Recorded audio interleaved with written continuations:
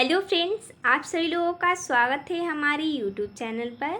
तो आज हम देखेंगे कक्षा 6 का हिंदी अक्षरा यूपी बोर्ड का पाठ 16। पाठ का नाम है कौन बनेगा निंगथऊ राजा। तो चलिए हम इस वीडियो में इस पाठ के सारांश को देखते हैं। सारांश देखने से पहले इसमें कुछ शब्दार्थ दिए गए हैं, इन्हें हम देख लेते हैं। दिया है ऐलान। ऐलान का अर्थ हो जाएगा सार्वजनिक घोषणा या मुनादी। जश्न, जश्न का अर्थ हो जाएगा उत्सव या जलसा।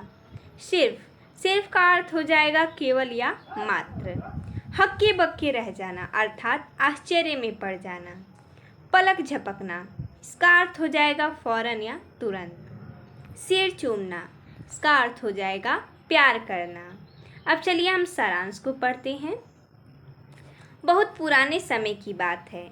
मणिपुर के कांगलई पाक राज्य में एक राजा और रानी राज करते थे। वे अपनी प्रजा, पशु पक्षी, पेड़ पौधे सभी से बहुत प्यार करते थे, लेकिन उनके कोई संतान न थी। लोगों की प्रार्थना से उनके एक पुत्र साना जाऊबा ने जन्म लिया। बहुत धूमधाम से उत्सव मनाया गया। इसके बाद फिर उत्सव मनाया गया जब दूसरे पुत्र साना याइमा ने जन्म लिया। इसके बाद तीसरा पुत्र सानातोन्बा पैदा हुआ। 12 सालों बाद सुंदर सी पुत्री सानातोन्बी हुई, जो कोमल दिल वाली और बहुत प्यारी थी। सभी बच्चे जवान होने लगे और राजा बहुत वृद्ध हो चले थे। उन्होंने मंत्रियों को बुलाकर तीनों पुत्रों में से एक को युवराज चुनने की ठानी। बड़ा पुत्र साना जाऊबा को पुरानी प्रथा के अनुसार युवराज बनना चाहिए था, लेकिन पुरानी प्रथा को छोड़कर जो सबसे योग्य हो उसे ही युवराज बनाने की योजना बनी। एक घुड़दौड़ हुई, उसमें तीनों राजकुमार एक ही साथ बरगद के पेड़ तक पहुँचे, जो दौड़ का आखिरी बिंदु था। चूँकि तीनों ही अच्छे घुड़सवार थे, इसलिए युवराज चुने जाने की खातिर उन तीनों से अपने तरीके से कुछ करने को कहा गया। सर्वप्रथम साना जाऊबा घोड़े पर सवार होकर बहुत तेजी में दौड़ते हुए बरगद के पेड़ को भेद कर निकल गया। दूसरा राजकुमार एक अद्भुत छलांग से उस विशाल वृक्ष को पार करके दूसरी ओर निकल गया। अब सबसे छोटे राजकुमार की बारी आई।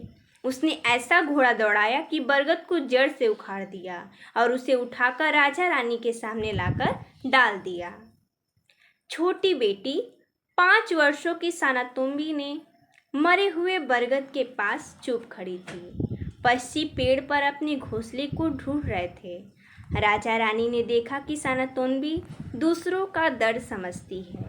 उसे मनुष्य, पेड़ पौधे, जानवर, पक्षी सभी की तकलीफ अनुभव होती है। राजा रानी ने छोटी लड़की सानातोम्बी को ही कांगलई पाक की होने वाली रानी चुना। पक्षी फड़फड़ाते हुए उसके सिर पर बैठने लगे।